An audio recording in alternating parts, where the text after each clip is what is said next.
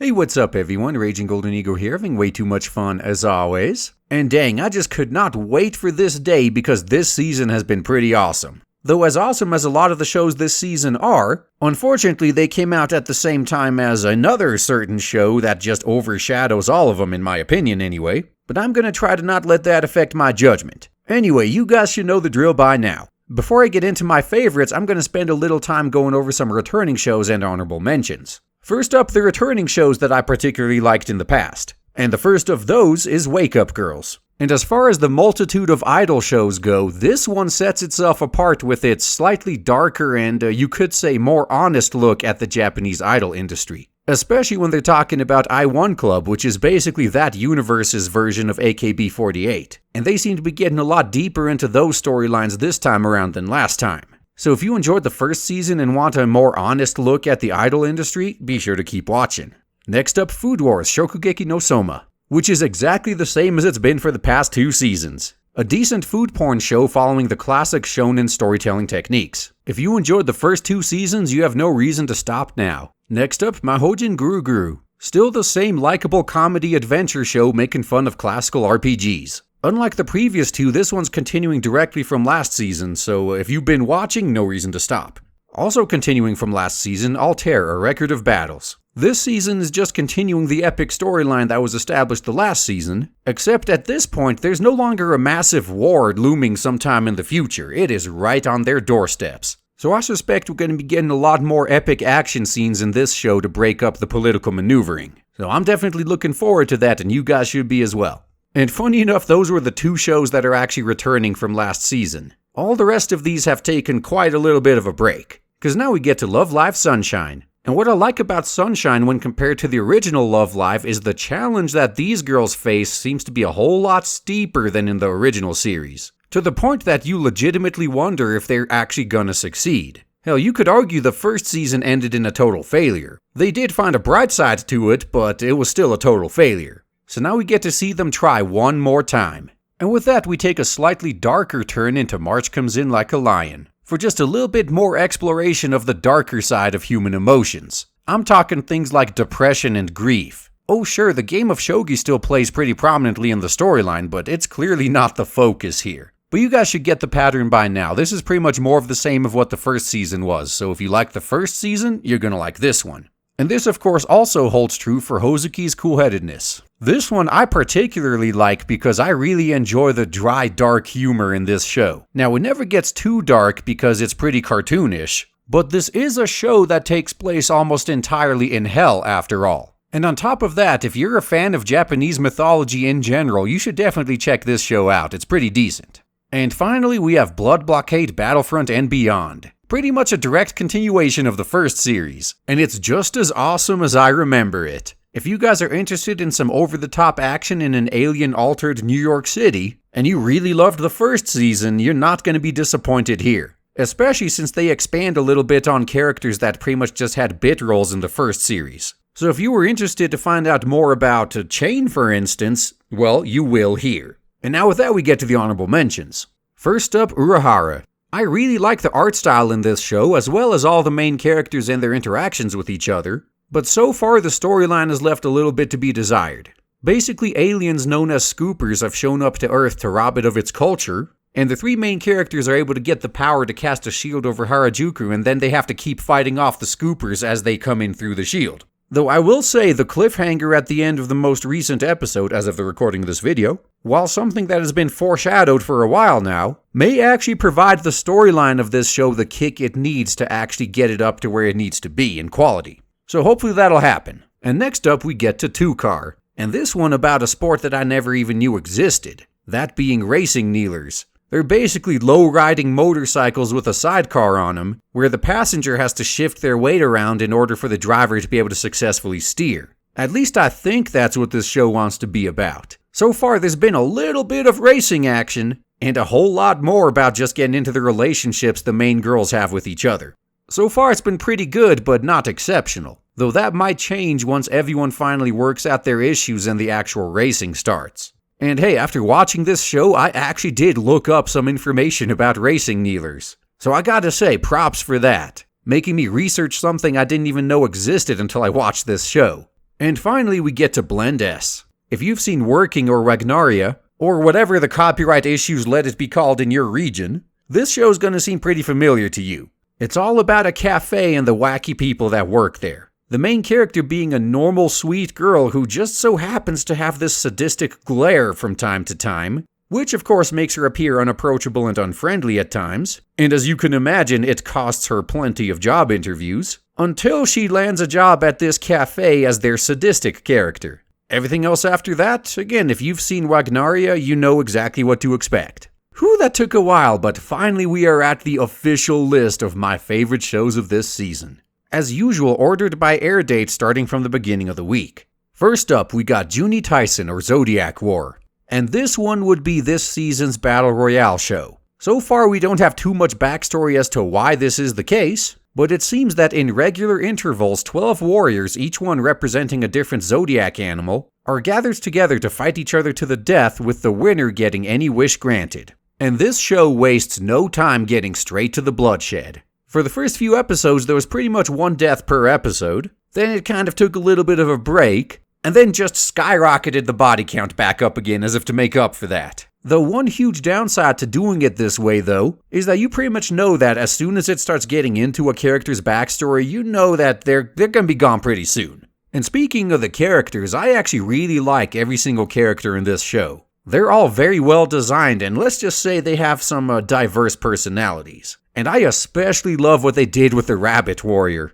This is the type of thing where you would expect the Rabbit Warrior would be some hot chick in a skimpy bunny outfit, right? Well, most of that is true, except it's a dude.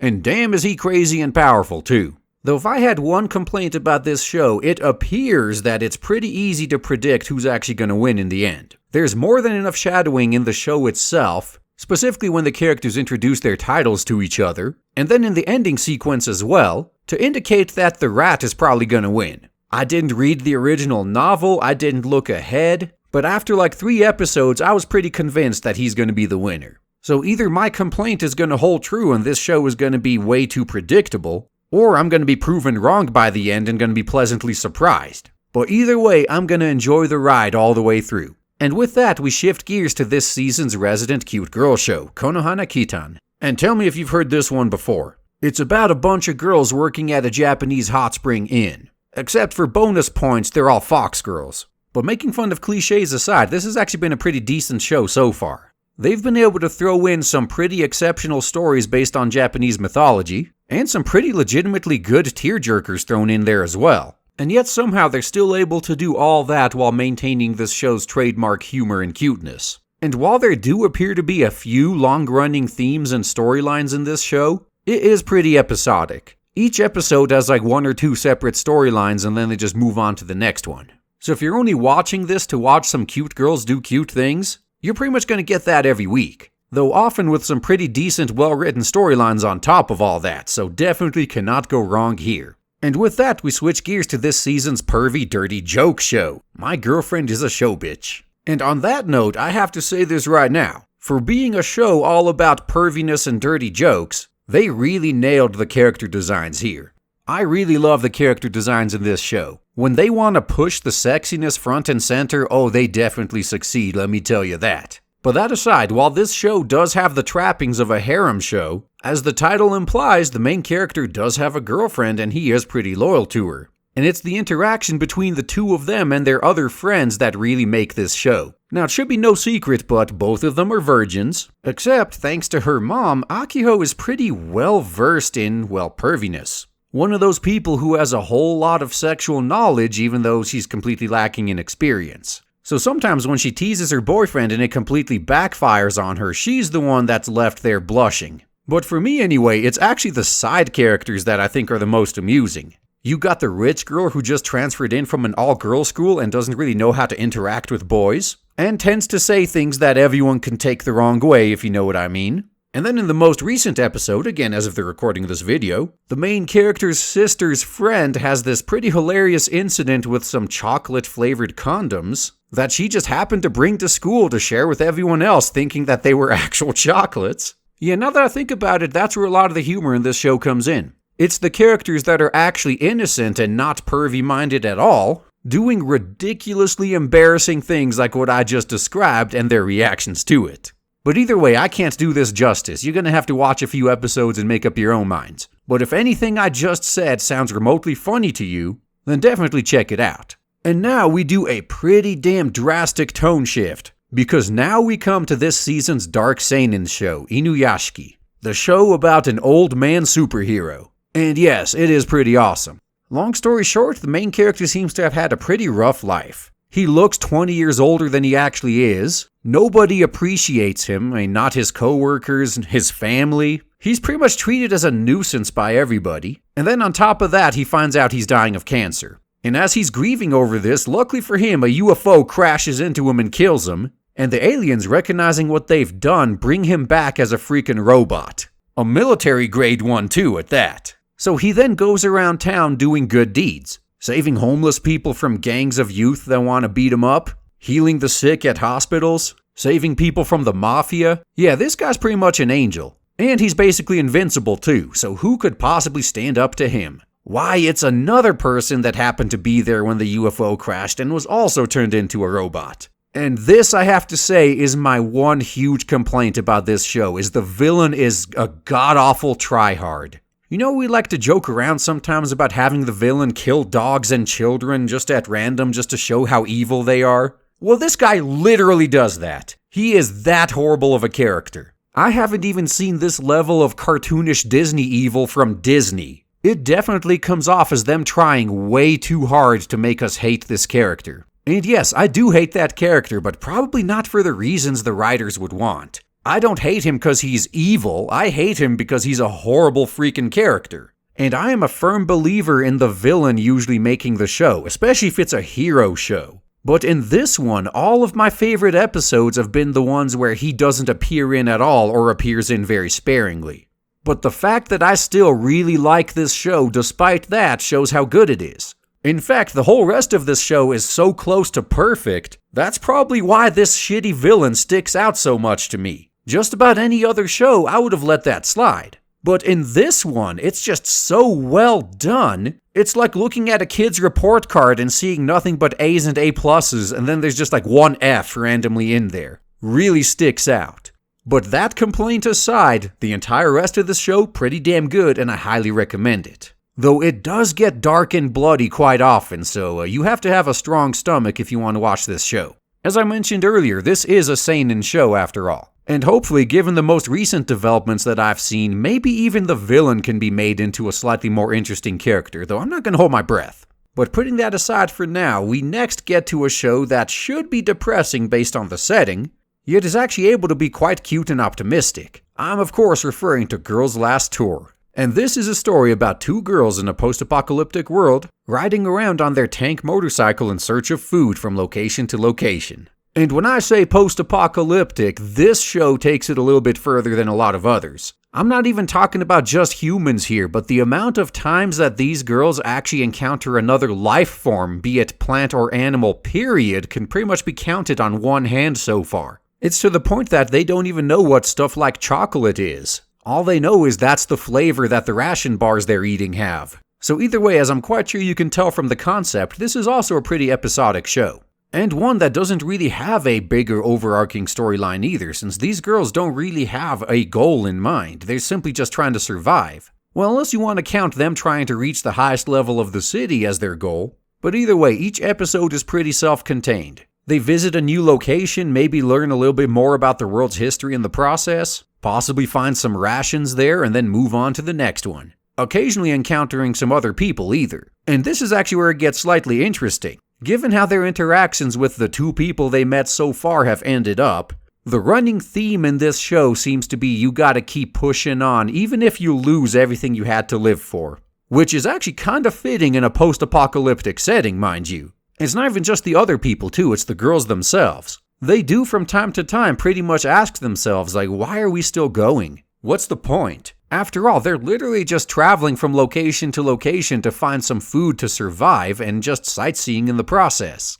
And as laid back and cutesy as this show normally is, they do legitimately come close to death on multiple occasions. If this was a more serious show, they definitely would have played that up quite severely. But in this show, it's just like, oh man, we totally would have died if this wouldn't have happened. And funny enough, that attitude actually fits quite well with the tone of the show. So either way, if you want some cute girls in a post-apocalyptic, definitely very sci-fi setting given the city, give this one a shot. And next up, we got the season's MMO show. No, don't turn it off. It's not like a Sword Art Online clone with all these characters getting trapped in an MMO. Though you gotta admit, I did kinda scare you there, didn't I? No, this one is about players who actually play an MMO and their interactions in and out of the game. Sounds pretty boring and stupid, doesn't it? But this show actually plays it off kinda well. Especially since the main character this time around is actually a woman who has just recently quit her job to become a NEET and then decides to roll up her perfect hot guy character and live out her life in this MMO. So already it's breaking the mold a little bit from what we're used to. Main character is a woman who plays a man online. Now, her first experiences in the game, well, let's just say she's definitely a noob. But it's her dedication to keep trying to drive this cute girl character to help her out, and they of course become real good friends. And big shocker, this cute girl character is played by a guy who, another big shocker, by complete coincidence, she actually runs into that character's player in the street quite literally, and a whole bunch of cliches happen from there. But either way, all that setup kinda leads to what I view as the bread and butter of this show. It's effectively a romantic comedy, and as the show progresses, these two characters and their guildmates actually start learning a lot more about each other in and out of game, and then it's all about the weird stuff that does to their relationships. And if I had one complaint about this show, it would be the sheer number of coincidences. Now, a few I can understand, but the fact that it seems that every single person in their guild happens to live in the same town, and quite a few of these people run into each other on a daily basis without knowing it, seems a little bit far-fetched to me. I'm not gonna lie, quite often I'm lucky to have some of the people in my guild even playing in the same country as me, let alone the same city. Or the same neighborhood for that matter. So yeah, you're definitely gonna have to do some suspension of disbelief for this show. As I said, I'm willing to let a lot of it slide. For instance, it would have been kinda weird if Lily's player didn't end up being a guy, and that guy didn't end up meeting our main character somewhere along the line. That's kind of expected. But it's all the other coincidences on top of that. It just kind of makes it a little bit ludicrous. But as I'm sure you guys are catching on by now, that's just nothing but a bunch of nitpicks effectively. This is a pretty good show and you guys should check it out. And with that, we get to this season's interpretation of Garo, that being Vanishing Line. Now, why isn't Garo in the returning shows list? Well, it's not a returning show. Every different series of Garo has been its own completely separate entity. About the only thing that stays the same is the golden armor. First one was a pretty much medieval European setting. Second one was medieval Japanese. And this one appears to be modern day America, with no continuity whatsoever between the three of them. At least nothing obvious. So pretty much whenever a new Garo comes out, I consider it its own separate show.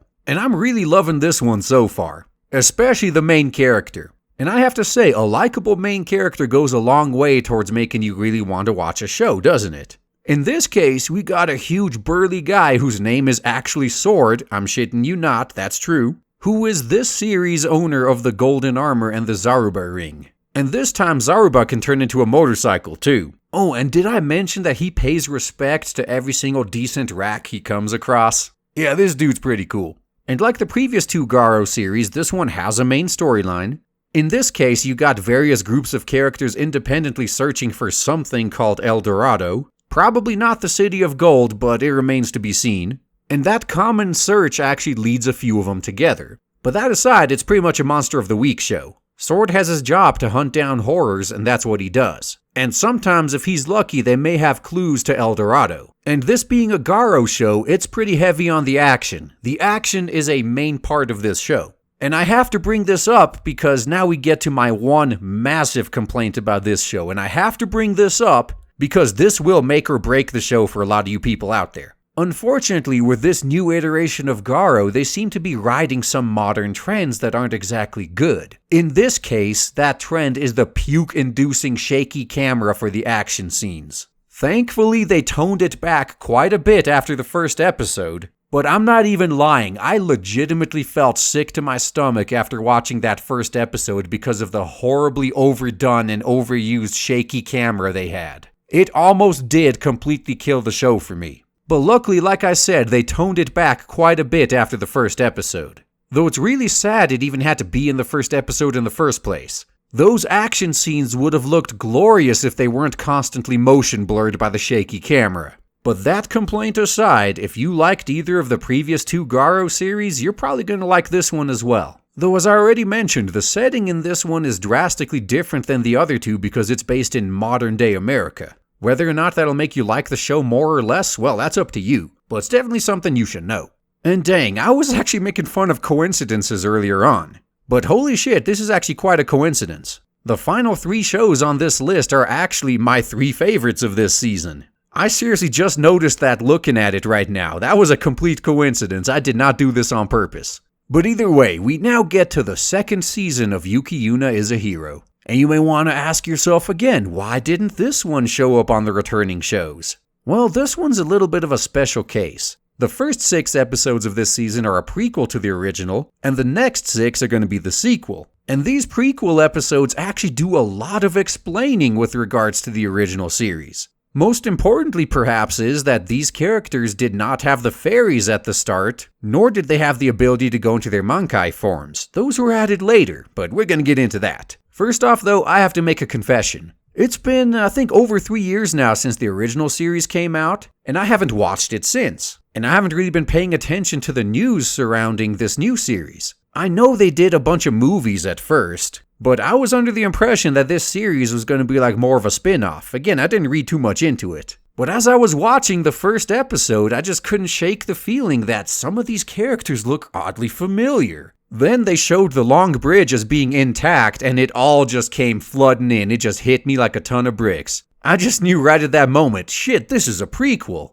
Then I thought to myself, damn, they're screwed. And I'm gonna tell you guys right now, if you've never seen the original series, do not watch this one until you've seen the original first. Seriously, if you watch the first 6 episodes of this series, basically the prequel episodes, you will spoil every single big reveal that the original series had. So definitely do not watch this one before you watch the original. Even though it is a prequel, you need to watch this second, not first. But all that other weirdness aside, the tone is actually a little bit different from the original series as well.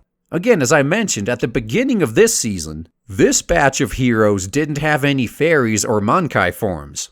Those came in later to prevent a certain disaster from repeating itself. What was that disaster? Well, 2 of the 3 main characters appeared in the original series, one of them didn't. You don't have to be a psychic to predict what happens. And dang, you do not know how long it's been taking me to talk about this show and how much I have to cut out, because I'm actually trying to avoid spoilers as best as I can, but it's just so damn hard with this show and how it's structured. Either way, as of the recording of this video, I've seen the first half of this season, which was the prequel episodes, and they did a pretty dang good job of setting up exactly how things came to be the way they were when it comes to the original series. Now what I'm interested in is the sequel. Given how the original series ended, it did kind of seem like a little bit of a cop-out to me. So I'm hoping the next 6 episodes of this second season are going to kind of explain things in a much more better, believable way. Kind of like the prequel episodes did. Some of the stuff that I thought didn't make much sense or was out of place in the original series was actually explained pretty well with the prequel episodes. And I hope the sequel follows the same path. It's been pretty great so far, but if they really land these sequel episodes, they could very well elevate this series into a league of its own, as opposed to right now where a lot of people simply consider this show to be yet another Madoka bandwagon rider. But I've definitely loved what I've seen so far, and I have high hopes. And now moving on to the next one, we get to a show that actually reminds me quite a bit of Type Moon's works, this being The Ancient Magus' Bride. Now, I have seen the 3 episodes they put out before the series started. You don't need to watch those to get what's going on in the series, but it does help. It does kind of expand on a little bit of background. So just throwing that out there, if you can watch the 3 episodes they put out before this series came out, hunt those down and watch them. At its heart, though, this is the story about a girl who just can't catch a break. Unfortunately for her, she was born and raised among the normies in the mundane world, with an ability to see magical creatures that are invisible to everyone else. And not understanding any of this, of course this would lead her and everyone else to believe that she's crazy. Everyone abandons her, but then right as she's getting suicidal, she gets introduced to the world of magic, where her unique skills are actually very much appreciated and sought after as opposed to ostracized. And one thing leads to another and she finds herself in the care of our skull-headed mage Ainsworth. And so under his care she begins her training as an apprentice mage. And also, according to him, his future wife. And as much as she finds all of this weird, she is just so happy to have someone to call family that it doesn't bug her all that much. And then from then on, through her eyes, we pretty much get to learn that the world of magic is on the decline. She meets the last remaining dragons. She's pretty much told that if she does become a mage, she may very well be one of the last, if not the last. And then on top of that, remember how I said she can't catch a break? Then she learns her own time may be pretty limited. But all those dark and depressing plot lines aside, when all that's not going on, this is a story all about discovering the wonders of a completely new and different magical world, and all the awesome things that inhabit it. Overall, this one has got a pretty strong storyline with some very decent main characters, and as I said, it does remind me quite a bit of Type Moon's works, so if you're a fan of Type Moon, you may want to check this show out. Hell, if you're a fan of any good shows, check this one out. And with that, we get to my favorite show of this season. And when I say favorite, I mean by far. And I'm sure most, if not all of you could understand this, but every once in a while you see something that just clicks all the right buttons. Something that literally makes you sit there and go, damn, it's been years since I've seen something this freaking awesome. In my case, while I was watching the first episode of Land of the Lustrous, I literally caught myself thinking, shit, last time I've seen something this awesome was the Dead Planet episode of Space Dandy. This is just great. And I don't know how long this entire video is going to be by the time I edit it down, but I'm not lying when I say regardless how long that is, I could spend that much or longer just talking about this one show. I'm probably going to do a whole separate video on that later though. I'm going to spare you guys that. But either way, what do we have here? The main characters are literally a group of androgynous gem people. Basically, they really are just gems that are given sentience and an ability to move by some microorganisms called inclusions that live within them. And this part right here specifically is one of the things I really love about this show. As I just said, all these characters are androgynous, right? They literally are just gems. They're rocks, basically. Sex isn't exactly a thing with them. After watching a few episodes of this show, I was literally thinking, damn, this is like a good version of what the SJWs usually try to do. But the difference here is, all of this just fits organically and naturally within the storyline. Nothing is forced, nothing is ham-fisted, nothing is obviously in your face to push some agenda. The androgynous nature of these characters is literally to do with what they are and the world they inhabit. Though they clearly are all feminine presenting, well with the exception of one of them, and despite the fact that I know they're androgynous, I'm going to refer to them as she or he because I know it's going to trigger some of you guys out there. In the show, they just always refer to each other by name, which makes sense,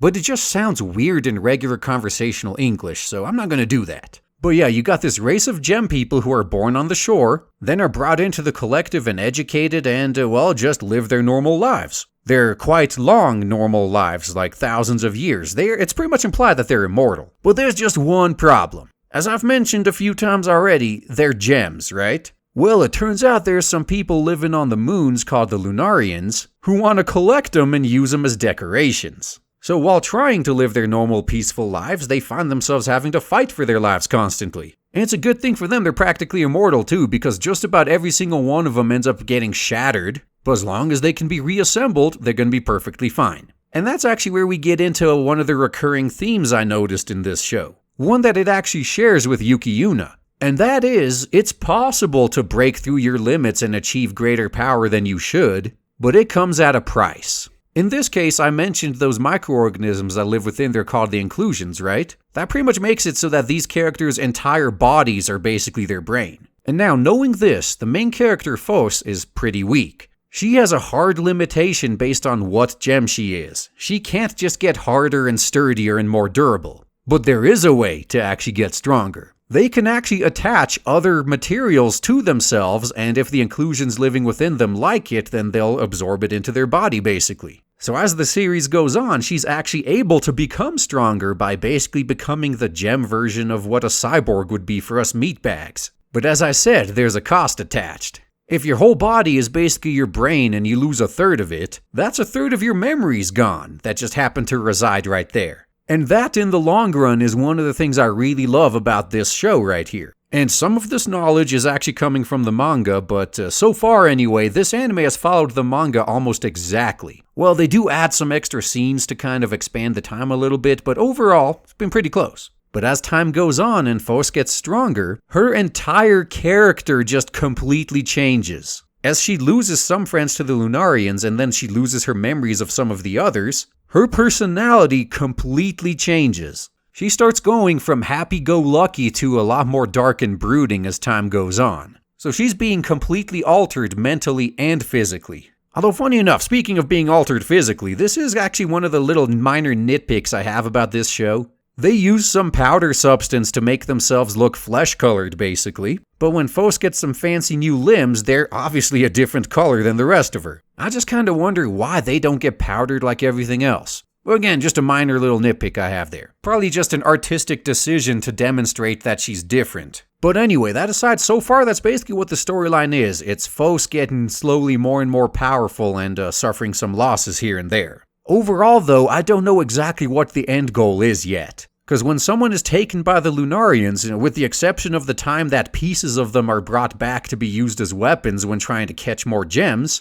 they're effectively dead, because our lovely main characters here don't seem to have a way to make it to the moon to even attempt a rescue in the first place. That's a hurdle they're definitely going to have to overcome in the future if they want to bring their friends back. Although it's entirely possible that maybe the Lunarians will come down to them anyway. Because once you learn a little bit more about the backstory of this whole world, they may be collecting these gems for more than just decoration. At least when you learn about all these different races' relationships to the humans, which no longer exist apparently. But either way, damn, see, I told you I could talk about this quite long. I just really love this show, I'm sorry, it happens. I'm almost done, I just want to leave it off with this. In case you didn't notice by the screenshots, this entire show is done in 3D CG. And out of all the 3D CG shows I have seen, this one is by far the best. To the point where I am legitimately pissed off at the recent Berserk series. The CG in this show is so well done that I am seriously mad Berserk missed the opportunity to sell this type of art style to the wider audience basically, and make it become a lot more acceptable. Because it's no secret that Berserk's CG was, let's just say, far from the best. And as huge of a property as Berserk is, why couldn't they have at least gone up to the level of Land of the Lustrous? Land of the Lustrous isn't exactly the most popular thing to ever come out. I doubt they had the budget Berserk did. And yet, they're able to create something as beautiful as this, whereas Berserk just utterly failed. That legitimately pisses me off. But I just had to bring that up at some point. To date, this I think is by far the best show when it comes to trying to sell people on CG. Yeah, they could have improved things a little bit here and there, but overall, it's damn near perfect as far as I'm concerned. And even the people who hate CG, if you ask them, oh, do you like Pixar movies? Yeah, I like Pixar movies. So it's possible for even the haters to come around and like CG. You just gotta show them a good example, like this one. And this especially makes me happy because, as my longtime viewers know, I have long been a proponent for more good CG in animation. I don't think CG is bad. I just think the way it's been implemented until now has been quite horrible. But now I finally have the shining example of how you can do it right. And honestly, one of the things I kept noticing while I was watching Land of the Lustrous was the amount of animation that's constantly going on. It's no secret that anime takes a lot of animation shortcuts to keep costs down. We've all seen anime that pans over a still shot of a busy scene that just has like crowd noise behind it. Not so with the CG in Land of the Lustrous. The environments are always moving, background characters that aren't currently in focus are moving and doing their own thing instead of just being still. Those little things actually make a big difference when you notice them. Also, they pretty much never have to worry about running out of budget for animating fight scenes. Not that there's too many fight scenes in this show, well, I guess they do happen frequently, but just like real life fights, they're over pretty quickly. And with that, I better cut this off right now before I spend another half hour talking about this show. In case you can't tell by the amount of time I spent on it, I really love this show, and I recommend everybody watch it. Doesn't matter what you're into, everyone needs to watch it. Definitely the hidden gem of this season, pun intended. And with that, my list has come to an end. Hopefully you were able to find at least one thing to watch from this list. I tried to keep it a little bit diverse. But either way, definitely watch Land of the Lustrous. I can't stress enough how awesome that show is. And that's all I gotta say, guys. Thanks for listening.